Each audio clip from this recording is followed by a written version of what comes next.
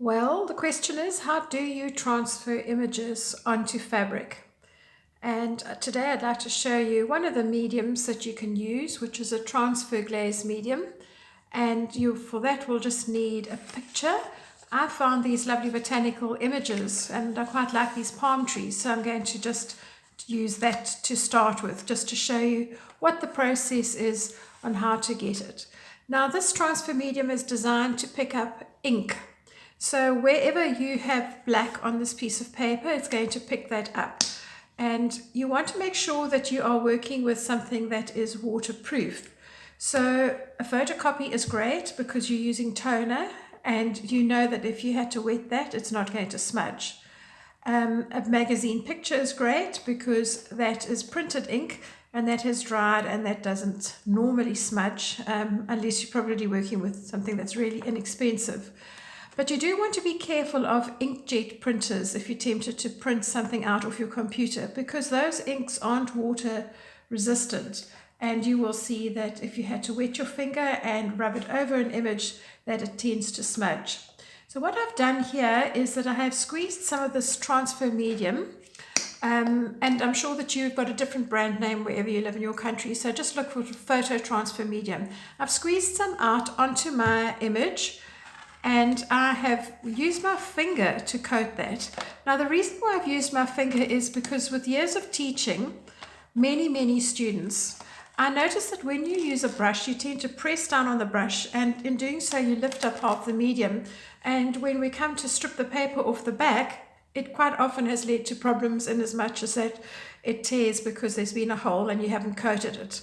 So I would just coat it like this as is, and then just decide which image you're going to use. So I'm going to take this little smaller one to begin with. I'm going to carefully just tear this. Maybe I should have cut this out first. Hey, that would have been smarter. And I'm just going to take the writing off because I don't particularly want the writing, and I'm going to pull some of the background off. So to begin with, I've actually got a nice wet surface that I'm going to put onto my fabric, and I'm giving myself an irregular edge which will be more pleasing to the eye. Then I'm going to take my piece of fabric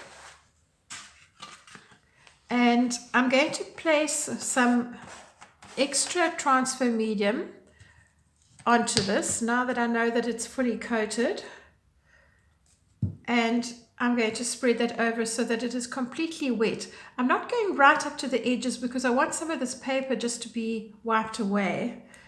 And now I'm going to place this face down on my fabric and press it down with my fingers. You could use a brayer or a roller if you wanted to. And then I'm going to turn it over because I'm able to see this image through the fabric because I'm using just a white cotton here. And I'm going to spread some of this transfer medium on from the opposite side. This way I can make sure that it is completely covering the image and that the image is going to adhere nicely to the fabric. The next thing you're going to need to do is to set that aside to dry. So you can see there that I've coated the whole image and that I'm going to leave to dry. So what I have now is some images that I have already transferred onto fabric.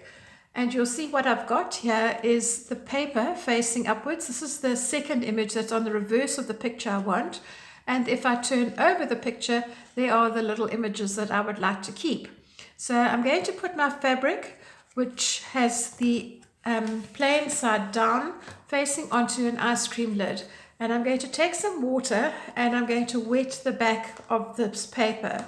I want this to become saturated so that it is easy for me to be able to rub this extra paper. In other words, the paper that was on the back of the image I'm using. And I want to get that off completely. So I'm going to allow this just to soak in nicely and be able to just start to work this away. You generally find that you rub and you think, oh gosh, this is not going to work at all, but it needs to. So what I'll do is I'm going to just put some more water on there, let that sit for a few seconds, and I want to come back to that, but I'll show you what happens in the meantime.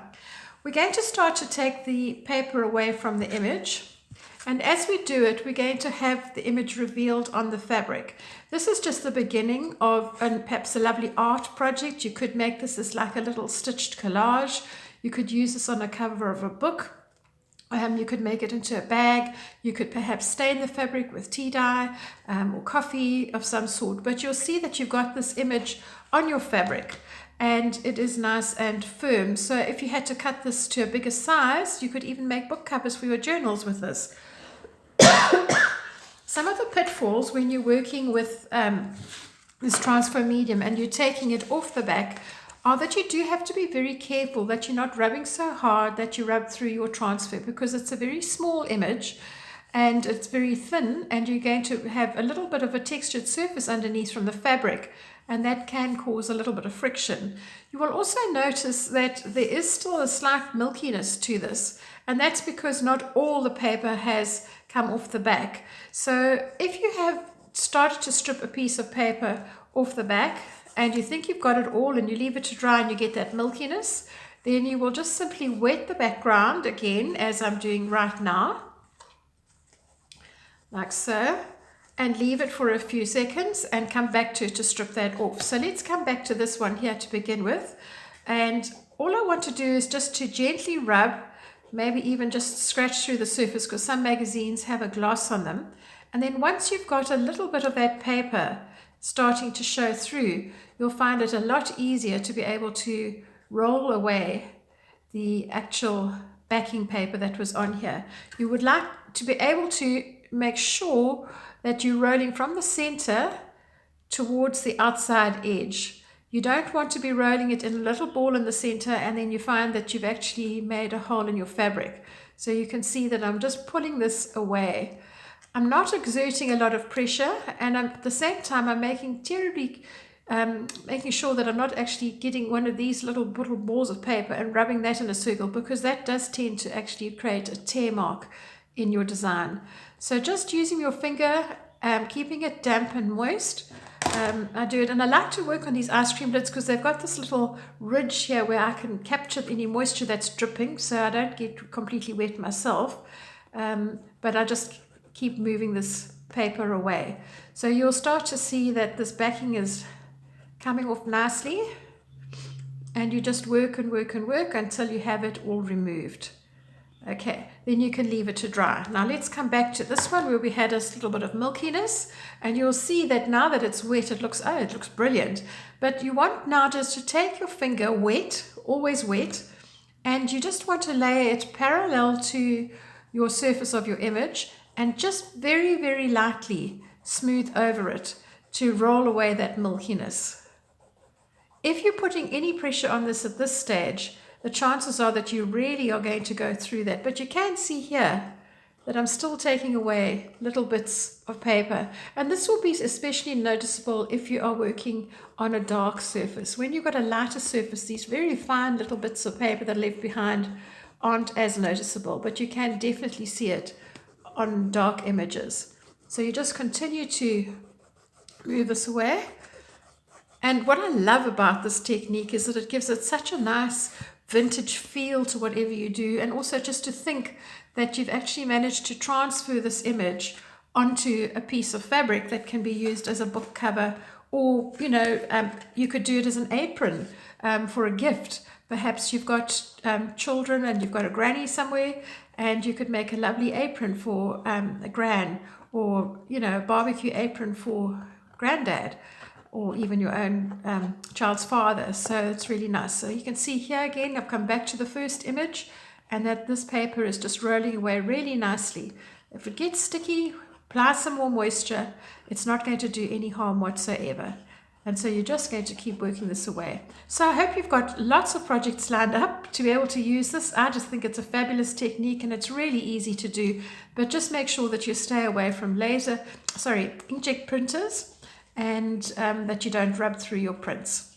So please subscribe to my channel if you've enjoyed this, and hit the bell for notifications. And I'd love to hear from you about your successes, but certainly if you've got any queries, I'm happy to answer those as well. Bye for now.